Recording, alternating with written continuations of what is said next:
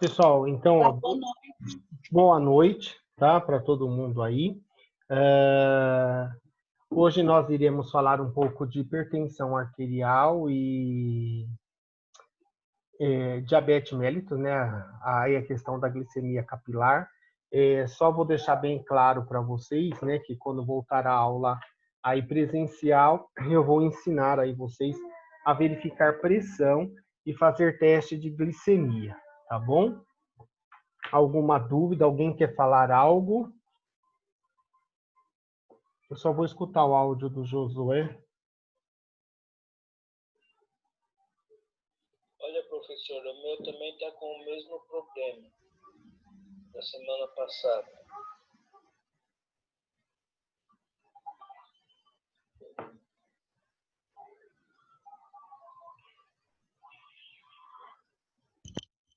O pessoal tenta desinstalar e instalar aí o aplicativo Zoom, né? Porque é os mesmos dois da aula passada, da semana passada, que então não está conseguindo ter acesso aí. A Sandra já ia fazer isso, tá? Tentar desinstalar o Zoom e instalar novamente, né? Porque pode ter algum problema aí da parte do celular de vocês. Alguém mais teve dificuldade de acessar?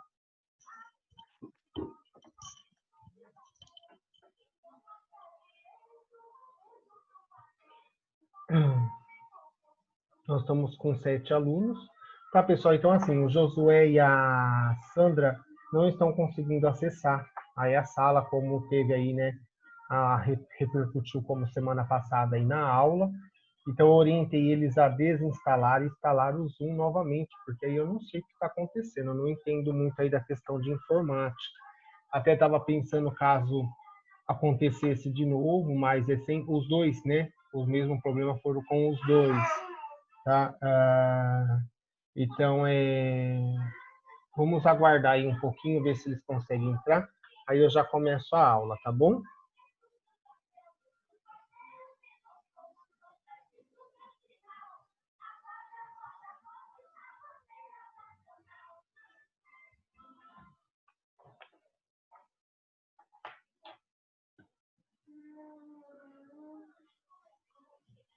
Então, só a Thalita que está faltando, né? Que não conseguiu ainda acessar aí a Thalita não, acho que a Thalita vai faltar mesmo, porque ela não se manifestou ainda.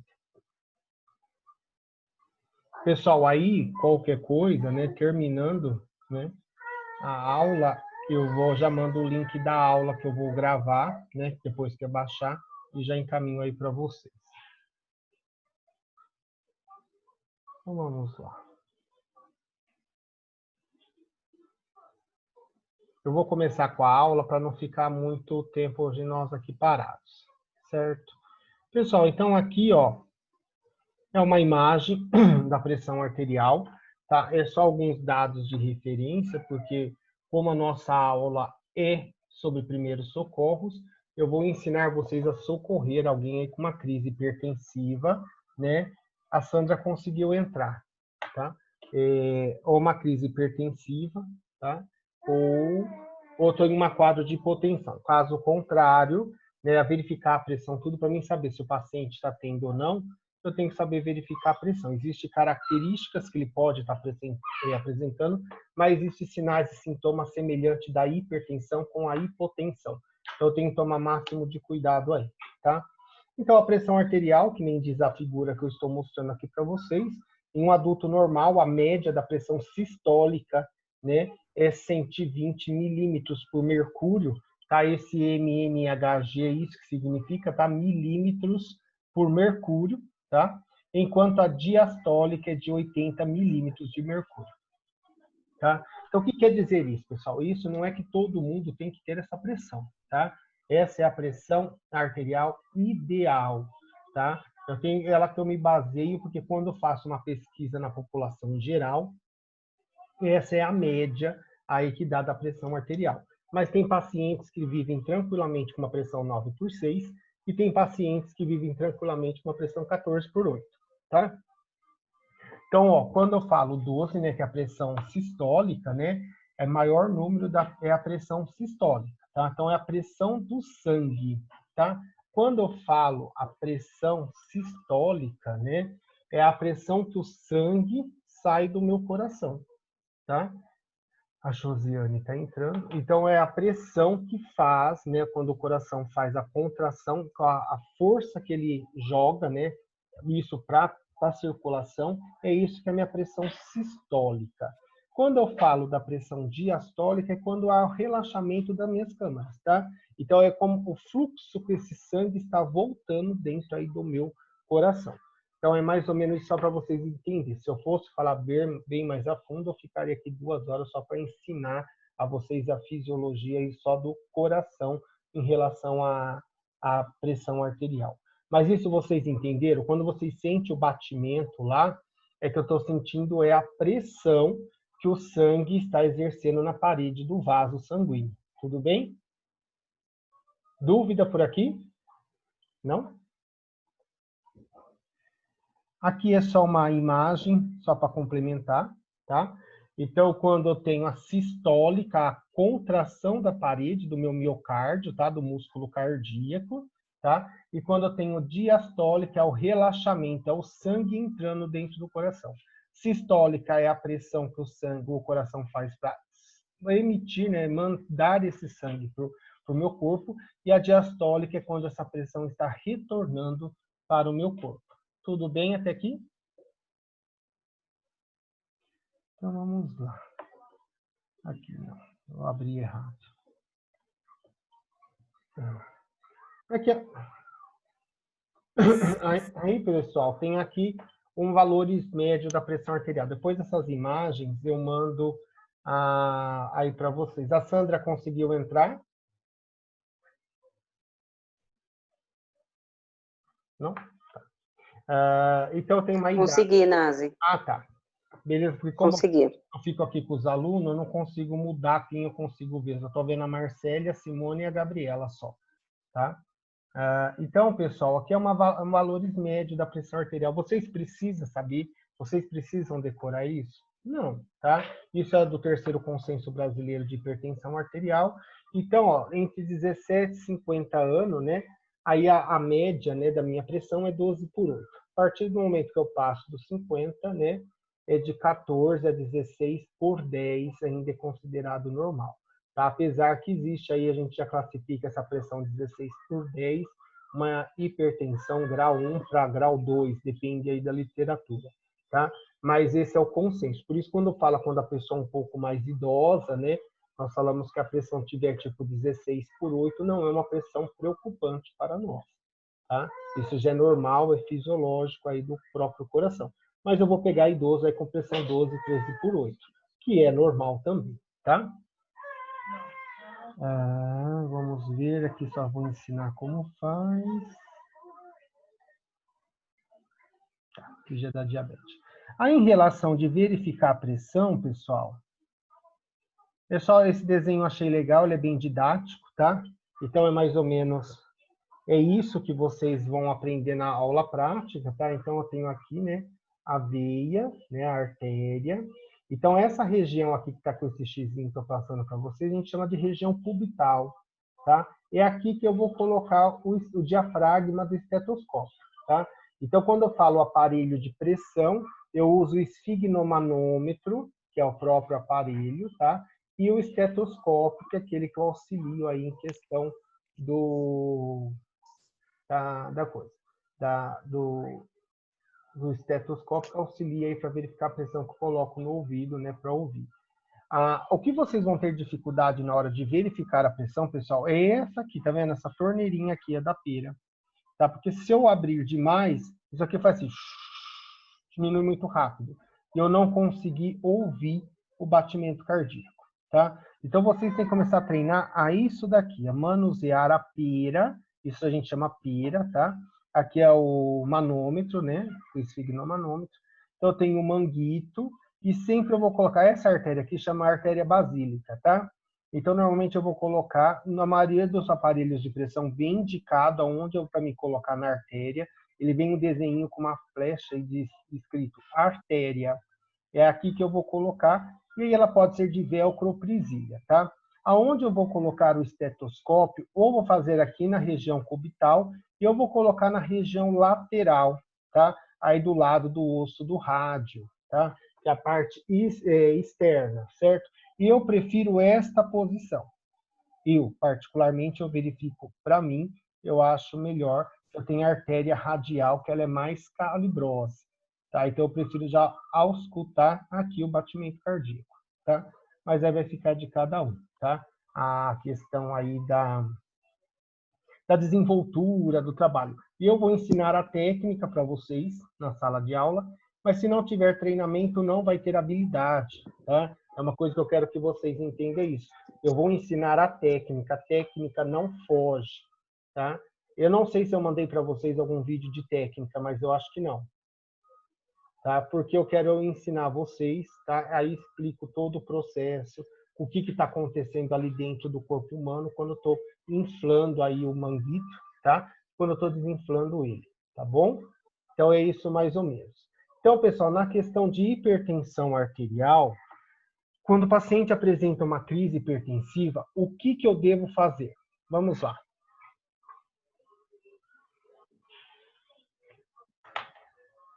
Alguém quer falar para mim o que eu faço na hipertensão arterial?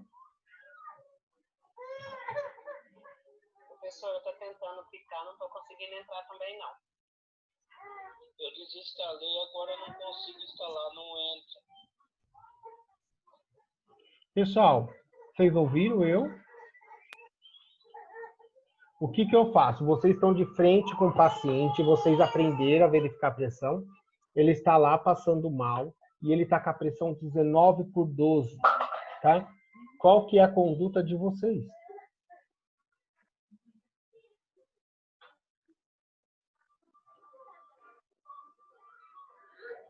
Não é medir a pressão e mandar ele direto para o médico? Ah, eu verifiquei a pressão já, né? É a Nair, né? É. Ah, então só o Josué que não está conseguindo entrar. Então, eu verifiquei a pressão. Deu 19/12, tá? Aí eu levo ele, chama o médico, não é? Chamo o médico, mas eu acho que o médico, até o médico não vira, o que eu faço? Deitar ele numa posição confortável. Quem falou é que não aparece para mim aqui.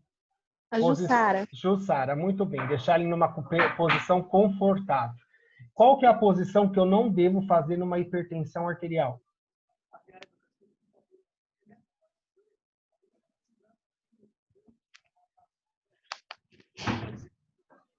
Alguém aí? Não. Porque quando alguém está passando mal, o costume que nós temos é fazer o quê? Com a pessoa. Acalmá-la a pessoa. Sim. Acalmá-la. Mas que nem Tá. assim, quando você falou, Jussara, numa posição confortável, qual que seria essa posição? Deitar ela com os pés mais elevados que o coração e a cabeça. Aí eu faço na hipotensão. Quando o paciente está com a pressão baixa, eu deito ele e elevo os membros inferiores. Ah, entendi. Só com a pressão baixa. Isso, na pressão baixa. Na pressão alta, pessoal, eu jamais deito o paciente. Ah, entendi. Tá? Porque o ato de eu deitar este paciente, eu posso estar elevando a pressão intracraniana e provocar nesse paciente um AVC. Tá? Então, quando a pressão está elevada, eu nunca deito o paciente, mesmo que ele relatar O paciente tem que ficar em que posição, professor? Sentado. Sentado? Isso. Mesmo que ele esteja com tontura, náusea, tá? Visão turva, eu sento o paciente. Isso é uma briga que a gente tem bastante no pronto-socorro. Que a gente pede para sentar o paciente, a família quer que deite o paciente. Tá? Até essa pressão não começar a baixar, que nós vamos colocar o medicamento sublingual nele, eu não deito o paciente. Tá? Eu deito o paciente com uma pressão 14, 15/8. Uma pressão que nem eu dei exemplo para vocês, 19/12, 20/12, é uma pressão já severa, uma hipertensão grave.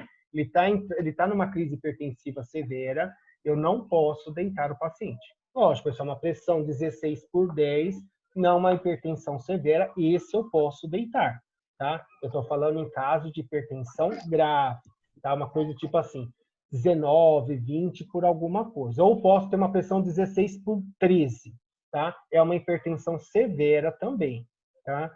Então, essa questão de mensurar a quantidade, eu sempre tenho que ver a coluna maior, que é a sistólica, com a menor. Uma delas estando alterada, eu já classifico como hipertensão, tá? Mesmo que eu estou com uma pressão 12/10, eu estou com hipertensão, tá? Aí eu estou com uma hipertensão diastólica, que a gente falaria, tá? Que a 12 está normal, mas a 10 está elevada. Tá? Então, eu sempre tenho que ver as duas pressões, certo? Então, nesse caso, é o que eu falo, o que é o mais resumido aí para vocês, que quando o paciente tem uma hipertensão arterial, eu não tenho muito o que fazer. É o que a Nair falou, é chamar o médico, eu não vou dar remédio. Se ele já faz uso de remédio, eu vou fazer um recordatório se ele tomou esse remédio, tá? Normalmente, pessoal, quando a pessoa é mais jovem, tudo, ele já tem o hábito, muitas vezes o cardiologista já orientou dele tomar outra dose e chamar o médico, tá? Caso contrário, se ele nunca fez isso, eu não peço para ele tomar remédio, tá? Porque aí até então eu não sei que muitas vezes Ô, um grau aí... professor, Oi. e se tiver em casa e a pessoa está com esse problema que o senhor falou aí de pressão alta, né? E se não der tempo de chegar no médico, e aí? Por causa da pressão? É? Mas aí o que você acha que pode acontecer? Ah, sei lá, dá algum treco, a pessoa morrer, a pressão subir demais. Então, por isso a gente... Na mão da gente não dá tempo de chegar no médico. O que a gente faz? É assim, pessoal. Por isso que a primeira coisa é manter a vítima calma, tá? Porque o próprio estresse pode subir a pressão. Esse momento de estresse, eu falo, mesmo quando vocês estiverem numa crise hipertensiva dessa, normalmente na área da saúde a gente fala para não mentir para o paciente, tá? Nesse caso, a gente não iremos mentir para ele, nós vamos omitir. Se eu vejo uma pressão tipo 20/13 no paciente, eu jamais falo para ele que ele está com uma pressão 20/13, tá? Por quê? Eu vou acentuar, ele vai ficar mais nervoso e essa pressão vai subir mais. Então, eu falo, ó, tá um pouco alta a pressão do senhor. Se ele insistir, vocês inventam um valor menor que não deixe esse paciente assustado. Depois que tudo passar, que já estabilizou o quadro, você pode falar, ó, o senhor tem que procurar um médico, a pressão do senhor chegou tanto, depois que já passou a situação. Eu não vou agravar a situação, falando, não, vamos correr, a pressão do senhor está muito alta, porque vocês apavorados apavoram mais a vítima. Então, a primeira coisa que nem a Jussara falou, manter a vítima calma, tranquilo, tá? Verifiquei a pressão está alta na hipertensão. Se ele não tomou o remédio, eu tomo. Se ele já tem uma prescrição do cardiologista de tomar algum remédio embaixo da língua, que muitos cardio faz isso, em crise hipertensiva, ele se medicar em casa antes, e fora isso não melhorar, ir para o pronto-socorro, tá? Ou então eu chamo o SAMU, né? Que nem a Nair, que é de Mineiros, não tem SAMU, acho que chama ambulância, igual o pessoal de Bariri, não sei como que é a Torrinha, se Torrinha também é assim, chama ambulância. A ambulância leva para o pronto-socorro e toma a conduta lá. O que vai fazer da porta do pronto-socorro para dentro não interessa mais a nós. Nem dentro da ambulância, tá, pessoal? A partir do momento que chegou a ambulância, o paciente não tem mais responsabilidade nossa. Tá? Além de lá, chegou alguém especializado, eu já não estou, então eu já fiz o meu socorro, chamei urgência e acabou.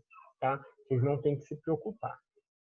Em caso de hipotensão, né, pressão baixa, aí foi o que a Jussara falou. Então, eu vou deitar a vítima, tá, e elevar os membros dela. Por quê? Quando eu tenho uma hipotensão arterial, eu tenho falta, né, diminuição do fluxo sanguíneo. Tá? Então, eu diminuo o débito cardíaco. Eu mandei um vídeo para vocês explicando isso, né, de débito cardíaco, fluxo cardíaco. Tá? Então, quando tem essa diminuição, então o que eu faço? Eu elevo os membros inferiores, as pernas, né? As minhas pernas, porque nela está concentrado mais ou menos de 30% a 40% de sangue do meu corpo, tá? Então, eu passo por essa circulação para o tronco, tá? Para aumentar aí o débito cardíaco para ter que elevar a pressão, certo? Esse caso de dar sal, tudo, pessoal, isso é coisa de vó, tá? Apesar que muitas vezes ajuda, tá? Mas eu posso estar piorando a situação se for, faz de conta, um paciente que é hipertenso, tá? E ele teve um quadro de hipotensão. Aí eu dou esse sal, esse sódio fica na corrente sanguínea e vai elevar a pressão desse paciente depois, tá? Então, o recomendável é que não se dê sal, tá? Para esse paciente comer. Ou uma prática que ocorre bastante é dar azeitona, uma azeitona, tá? Não comer o pote de azeitona inteiro, tá? Que acontece muito, a pessoa chega no professor e fala assim, dei 10 azeitonas para a pessoa comer. tá? Então, muitas vezes tem que entrar com dose de droga aí para depois abaixar a pressão da vítima, que chega lá, ela não está mais hipotensa, ela está hipertensa, tá? É o quadro totalmente oposto do que vocês começaram a socorrer. E líquido, tá? Tanto na hipertensão como na hipotensão, pessoal, eu posso oferecer água para a vítima, neste caso, tá? Não é contraindicado. Alguém queria tentar explicar para mim o porquê eu dou água tanto na hipertensão como na hipotensão, tá? Porque o mecanismo aí de conduta, apesar de ser água, né? O objetivo de oferecer água, no caso de hipertensão, é totalmente diferente da hipotensão, desde que o paciente não seja renal, tá? Alguém arrisca?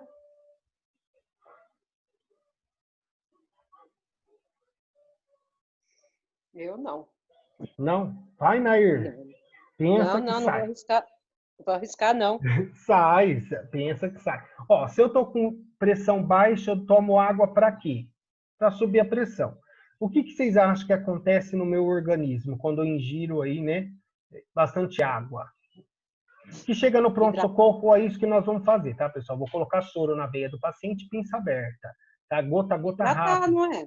Tá, eu vou hidratar, mas lembra que eu falei quando eu deito a vítima e elevo os membros inferiores dela para deixar o sangue mais concentrado, porque ela tem diminuição do débito cardíaco, é porque ela tem diminuição de volume circulando na veia, tá? Então, Tá. eu dando água para ela tomar, eu vou aumentar o volume de líquido, né, na corrente sanguínea dela. Então, eu vou aumentar o volume sanguíneo, então isso automaticamente vai aumentar a pressão da vítima, tá? Então, esse é a água para hipotensão, certo? E no caso da hipertensão, que eu falei que eu não deito a vítima e elevo a perna dela, porque aí eu vou aumentar a pressão sanguínea dela. Então, na hipotensão, eu faço também dou água, mas qual que seria a conduta? Por isso que eu falo, gente, na sala de aula é totalmente, porque eu fico perguntando até vocês responderem. É que aqui, olha lá, a Simone tá com a pressão alta ou baixa? Tô brincando. Tá, porque ela tava tomando água.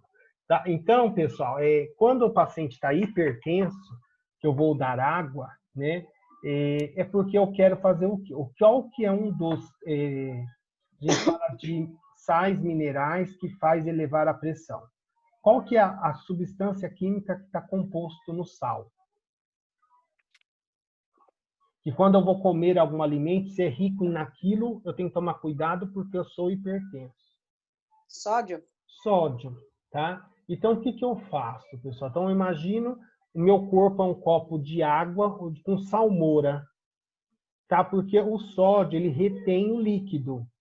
Aí você fala, Nazi, mas se o sódio retém líquido, eu vou colocar mais líquido ainda, tá? Mas o ato de eu colocar mais líquido, quem está aí com a matéria fresca de química, né? Soluto e solvente, tá? Então, a água é um solvente universal, e eu vou imaginar esse soluto, que é uma substância salinizada que está percorrendo minha corrente sanguínea.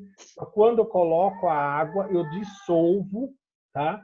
Esse sódio e, consequentemente, vai aumentar o fluxo de passagem de líquido no meu rim e eu vou começar a urinar mais, tá? Então, eu vou estar eliminando o excesso de sódio no meu corpo. Por isso, quando a gente... Professor, uma pessoa, tipo assim, eu estou na minha casa, meu marido começa a passar mal, pressão baixa. Eu, quando dá essa queda em mim, eu como doce. Ah, mas o nosso é diferente, Nair. Nós temos DUP. Nós somos bariátrico. Ah, tá. O nosso então eu não tenho que comer um pedacinho de doce, um golinho de café. Porque aí o nosso já melhora. não é a pressão que abaixa. Apesar de parecer o mesmo sintoma, o que abaixou o nosso é a glicemia. Ah, tá. Agora, para hipotenso, da pressão baixa, não adianta eu comer doce, tá? Ah, então, entendeu. Entendeu? Nós somos bariátricos, nós passamos mal. Sim. Então, o nosso é quando abaixa, que a gente chama de dumping, isso. Mas o dumping não é se comer doce demais? Isso. A gente tem um esvaziamento gástrico muito rápido. né? Então não tem absorção de açúcar, não consegue absorver. Então é muita insulina percorrendo na minha corrente sanguínea e eu entro no quadro de hipoglicemia.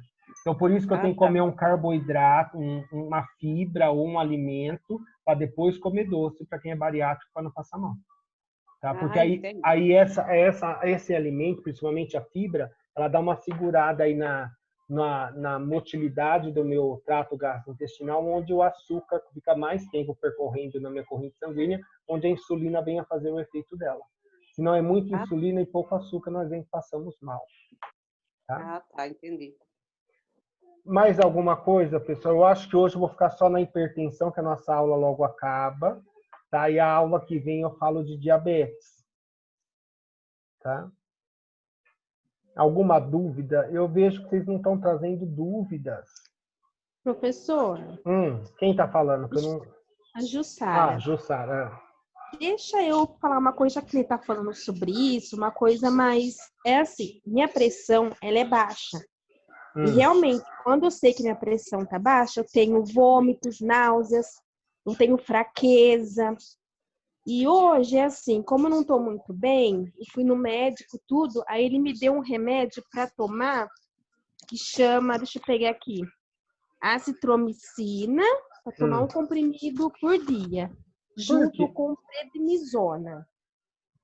Mas por que ele entrou com antibiótico?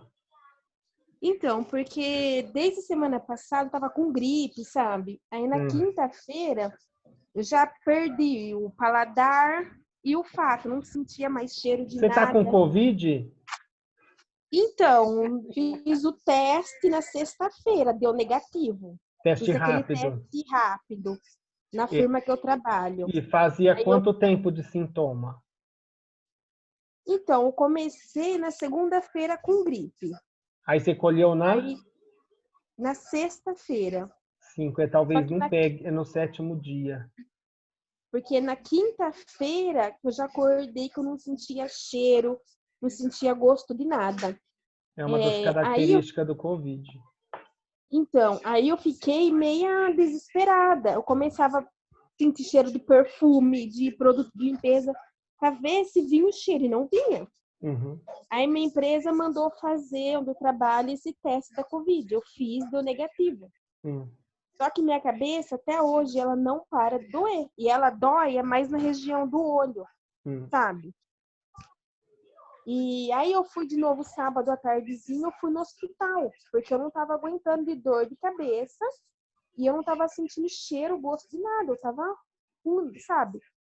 Aí eu fui no hospital sábado, aí mandou tomar esse remédio pra mim. Aí eu fiquei meio com medo de tomar. Porque fiquei assim, meio com medo e eu não tomei. Ele deu a conduta que seria agora foi até negado, que é a azitromicina com cloroquina. Que cloroquina aí é vamos dizer assim, é um anti-inflamatório, né? Que a gente usa para quem tem doenças degenerativas, como artrite e tudo mais. E ele deu Prednisone, que também é um anti-inflamatório, tá? Eu acho que eu não posso te garantir que você esteja, mas você está com todos os sinais clássicos do Covid, né? E eu até tive semana passada um treinamento, o que vem apresentando bastante no pessoal é a perca do olfato e paladar. Talvez a pessoa fica totalmente assintomática, tá? Só o nariz escorrendo, nada mais, mas ela perde o olfato e paladar. Só que eu não tive febre e eu também não tive falta de ar, entendeu? Mas só aquela sensação do corpo ruim. Isso, tipo, que ia dar uma gripe, mas não deu. Que não passa minha dor de cabeça. Aí eu perdi, né, o cheiro, eu não senti. Hoje eu voltei, sabe, um pouquinho mais leve, eu tô mais ou menos começando a sentir o cheiro e o gosto. Hoje, graças a Deus, eu tô melhor. Mas aí ela me passou esse remédio, eu não tinha tomado, porque eu fiquei meio com medo de tomar. Só que eu vi que minha cabeça não parava de doer, eu fui hoje na farmácia e peguei. Tomei de manhã, só que quando foi na hora do almoço, eu comecei a passar mal. Me deu tontura, comecei a suar frio, me deu uma moleza que eu só ficava deitada, até dormia, coisa que eu não durmo durante o dia, até dormi hoje. Porque eu fiquei com uma moleza tão grande. Eu não sei se é esse tipo de remédio. Jussara, eu acho assim, como você colheu no 5º dia, o teste rápido normalmente não pega. O ideal é que você tivesse colhido o PCR, que é pelo suave, aquele cotonete que coloco no nariz, na garganta, porque esse eu consigo ver toda a estrutura viral que você está aí comprometida. Tá? Professor, o teste mas rápido, deve ser horrível esse teste, né? Diz que é a sensação da morte. Tá? Meu Deus. Mas é assim, eu pego um cotonete, a haste bem grande. Eu posso até, lembra no grupo, pessoal, que eu tenho um vídeo que mostra colhendo. Então vai bem profundo, o enfermeiro vira e deixa o cotonete algum tempo lá, depois vem tirando este cotonete. Tá? Então vem um pouco para cima, se eu colocar o dedo lá no fundo, no palato, tá? Onde tem a orofaringe, é o contato que eu tenho com o nariz. É lá no fundo que tem que bater esse cotonete. Tá? Nossa, então, deve ser horrível. É assim, é desconfortável, mas ele é o mais verídico. O teste rápido tem janela, que a gente chama de falso negativo, porque, tipo assim, se tiver no 3º dia de sintoma, ele não pega, ele vai dar negativo. Então, resultado falso positivo. Mas você pode ter positivo, que nem hoje, que é segunda, seria uma semana já, né? Foi domingo que você começou? Domingo agora? Não, me perdi agora. Eu sei não, na quinta-feira passada, eu comecei que eu perdi o olfato e o paladar, na quinta passada. E hoje que ele está voltando ao normal. Quinta, sexta, domingo, segunda, terça, 5 dias. O ideal, o teste rápido, a maioria deles consegue pegar no 7º dia. Até que aqui em Jaú, eles até perguntam, se não tiver no 7º dia, até o 9º, 10º, 11º dia, eles nem colhem teste rápido. Mantém o paciente afastado 7 dias em casa para dar o tempo da coleta. Certo? E agora, professor, só essa dúvida. Eu falei que eu não vou mais tomar esse remédio, porque eu tomei e hoje eu passei mal pra caramba. Aí eu não sei se é esse remédio ou se não é esse remédio. Porque a primeira vez que eu passei no médico, na segunda-feira, a médica mandou tomar só remédio para febre, que é o dipirona. Pode ser. Sábado que eu passei, mandou passar esse. A associação do azitromicina com anti-inflamatório, né, um corticoide, ele tinha essas características, até que era os efeitos colaterais, por isso que era dúvida se a gente liberava isso para ser tratamento COVID ou não, aí depois viu que não tinha muito resultado. Tinha paciente que se curava sem essa medicação e não tinha esse transtorno do efeito colateral. Tá? Mas provavelmente é a associação do prednisolone com a azitromicina, isso que te levou essa moleza, náusea, tudo isso. A azitromicina por si só ele já causa náusea, desconforto gástrico, o abdômen fica endurecido, isso já é normal dele. Imagine com o prednisolone aí, que é um corticoide forte. Tá? Pessoal, alguma dúvida da pressão arterial? Alguém quer fazer uma pergunta sobre a hipertensão arterial? Tranquilo para vocês? Pode falar, Sandra. Posso? Pode.